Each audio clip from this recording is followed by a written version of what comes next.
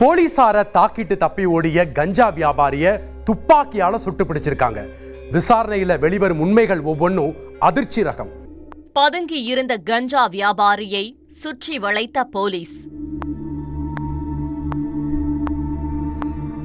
Police பிடியிலிருந்து தப்பிக்க காக்கி சட்டையினர் மீதே தாக்குதல் முயற்சி. தப்பியோடிய குற்றவாளியை சுட்டுப்பிடித்த காவல்துறை. விசாரணையில் வெளியான பல திடுக்கிடும் சம்பவங்கள். செங்கல்பட்டு ஐடி நிறுவனங்களுக்கும் தொழிற்சாலைகளுக்கும் பேர் போன மாவட்டம். ஆனால் தற்போது அங்கு நடந்து வரக்கூடிய குற்ற சம்பவங்களை பார்க்கையில் ரவுடீசத்தின் புகழிடமாக மாறிவிட்டதோ என்றே எண்ண தோன்றுகிறது. காரணம், தொழிற்சாலைகள் நிறைந்த பகுதியில் டானாக அவதரித்து விட்டால் அதன் பிறகு வாழ்க்கையில் ஈஸியாக செட்டில் ஆகிவிடலாம் என்கிற நினைப்புதான். ஆனால் இந்த ஆசையோடு கேங்ஸ்டராக வலம் வந்த பிரபல ரவுடிகள் அனைவரும் ஒரு கட்டத்தில் கேங் வாரில் துடிதுடித்தே செத்து மடிந்திருக்கிறார்கள். செங்கல்பட்டை குலை நடுங்கச் செய்த குரங்கு குமாரில் தொடங்கி கத்திக்கு பலியான டான்களின் வரலாறு எக்கச்சக்கமாக உள்ளது.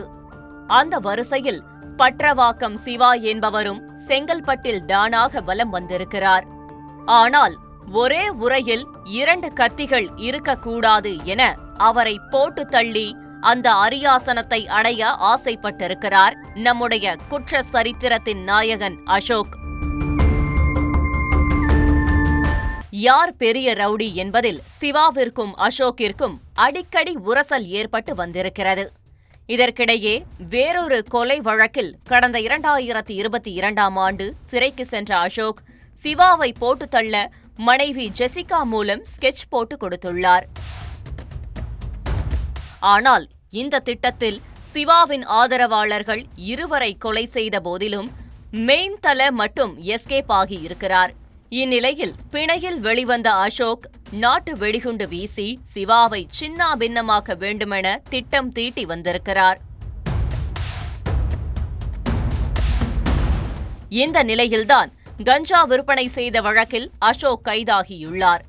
அவரிடமிருந்து 3 கிலோ கஞ்சாவை பறிமுதல் செய்த போலீசார் மேற்கொண்டு எங்கெல்லாம் கஞ்சாவை பதுக்கி வைத்திருக்கிறார் என விசாரித்துள்ளனர். அப்போது ஆப்பூர் காப்பு காட்டிற்குள் 2 கிலோ கஞ்சாவை மறைத்து வைத்திருப்பதாக தெரிவித்திருக்கிறார் அசோக். இதையடுத்து போலீசார் அசோக்கை காட்டுக்குள் அழைத்து சென்று இடத்தை அடையாளம் காட்ட சொல்லி இருக்கிறார்கள். அப்போது அவர் மறைத்து வைத்திருந்த கத்தியை எடுத்து போலீஸை மிரட்டியிருக்கிறார்.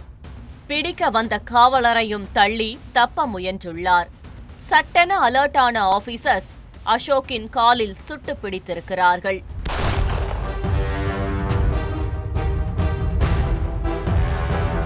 துப்பாக்கிச் சூட்டில் இடது பக்க காலில் காயம்பட்ட அசோக்கை செங்கல்பட்டு அரசு மருத்துவமனையில் சிகிச்சைக்காக அனுமதித்துள்ளனர்.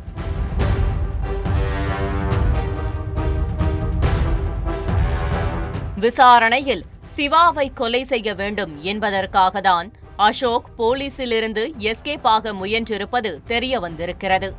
அசோக் மீது ஏற்கனவே 3 கொலை முயற்சி, அடிதடி உள்ளிட்ட 17 வழக்குகள் நிலுவையில் இருப்பதாக காவல்துறையினர் தெரிவித்துள்ளனர். தந்தி டிவியை உங்கள் கேபிள் டிவி ஆபரேட்டரிடம் இலவசமாக கேட்டு பெறுங்கள். செய்திகளை உடனுக்குடன் தெரிந்து கொள்ள உடனே சப்ஸ்கிரைப் பண்ணுங்க.